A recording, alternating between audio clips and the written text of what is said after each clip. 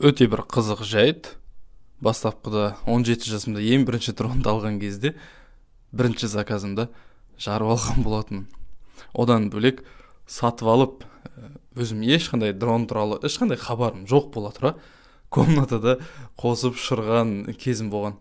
Сол қосып ұшырған кезде ана дрон ұшып, стенаға соғылып, бір-екі қанат сынды, соның өзіне тоқтамай, оны тоқтатамай, онымен астыға тартып, сондай бір қызық жағдай болған. Сол үшін егер сіз дрон алып жатсаңыз, немесе қызықсаңыз, бірінші білетін адамдардан сұрағаныңыз жөн. Әрине, ютубта көбіне дронмен түсіретін адам көп, бірақ дрон жайлы айтатын адамдар аз. Енді бұйыртса осы инстаграм парақшамда және ютуб каналымда дрон жайлы, жалпы техникалар жайлы айтатын боламын. Тіркеліп, қазақша контентті қолдап кетіңіздер.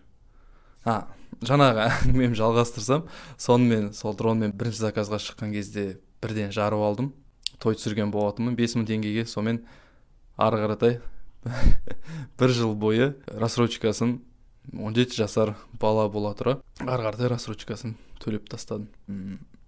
Бір шетінен сол кездерде мен рассрочкаға алған кезде, яғни енді әпкемнің атынан алдым, өз атынан емес, әпкемнің натискімен, әпкемнің давить етіп, маған Данияр рассрочканы төлеу керек деп, соның арқасында мен әрқашанда жұмыс істеуге, официант болсам да, бір жерде бір фотограф болсам да, әрқашанда жұмыс істеуге, ақша табуға тырысып жүрдім.